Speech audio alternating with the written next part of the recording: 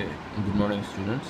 So, if you look at my slides, so I give you the slides previously. Now we want to continue our lecture.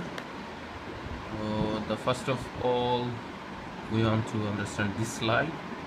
So, this is the slide which actually explains how the potential energy is changed for any chemical reaction if it is exothermic reaction.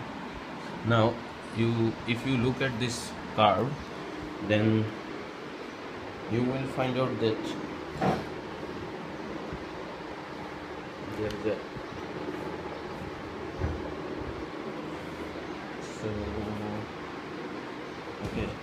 if we look the curve, then this is actually something like that.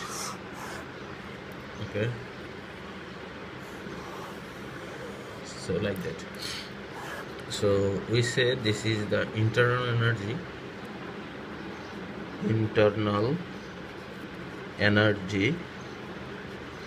of reactants,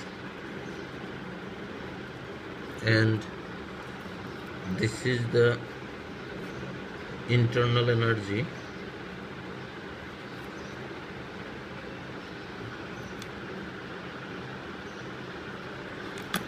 of product.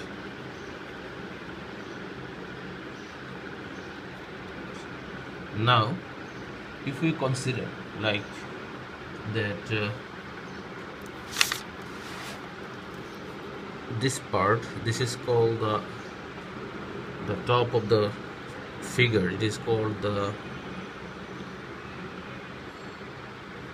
when reactant come here, then we say it is the activated species,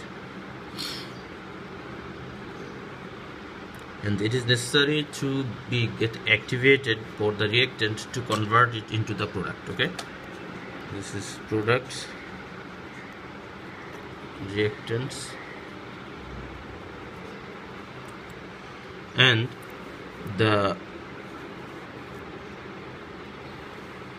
this area,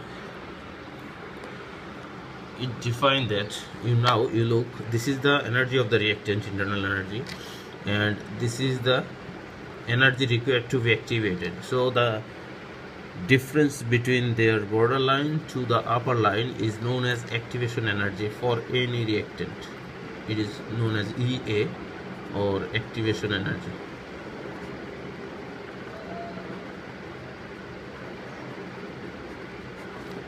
Now in this activation energy, now if we look, that means reactant must acquire this type of activation energy to get activated, and then this activated reactant converted to the products.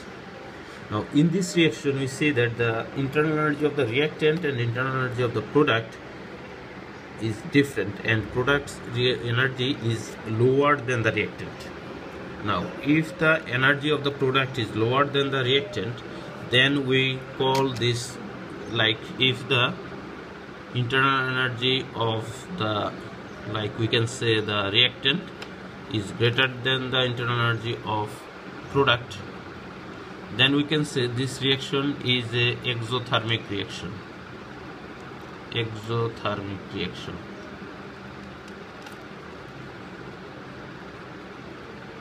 Now if internal energy of reactant is less than internal energy of product, then we say it is endothermic reaction.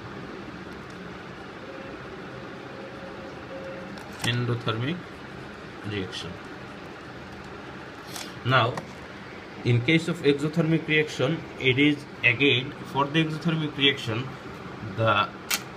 it is spontaneous. Spontaneous means, so I said that exothermic reactions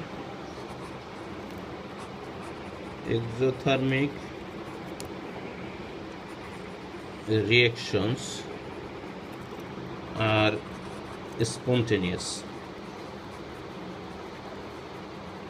That means you need not any type of external cause or any type of external motivation to form this reactant to product. Now endothermic reaction, what about the endothermic? Endothermic reactions are non-spontaneous. So which means you need to do something.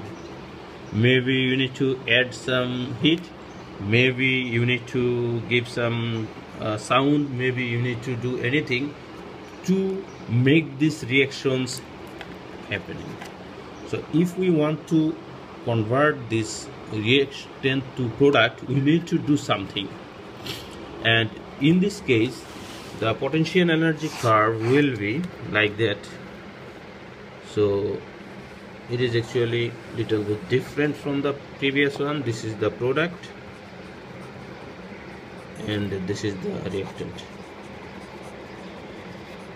and this is the potential energy and this is the reaction coordinate.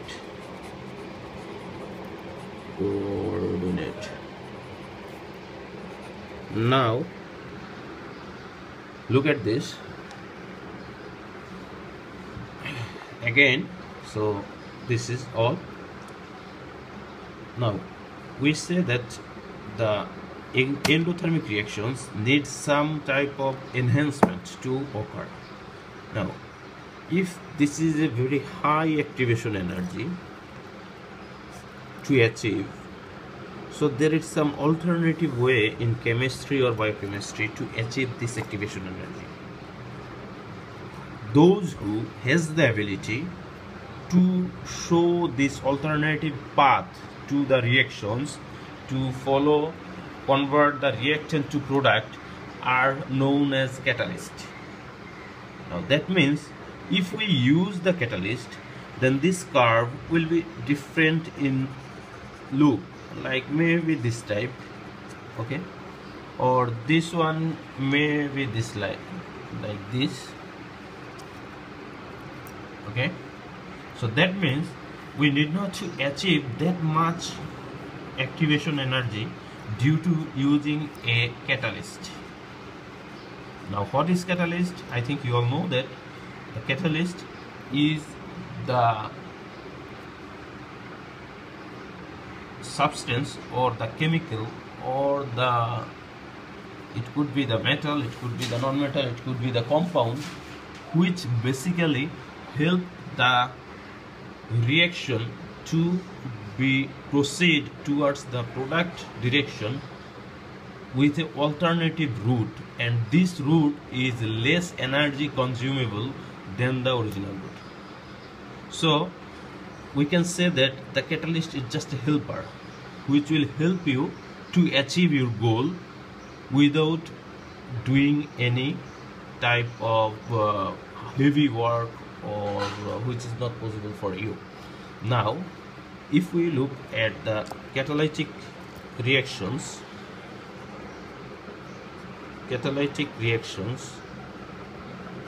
then we will find out two different type of catalysis.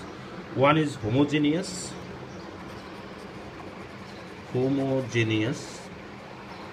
So you all know what is homogeneous. Homogeneous means the way by which, in which all of the reactant, product and catalyst is in same phase. Homo means same, okay? So same phase. Now another one is heterogeneous.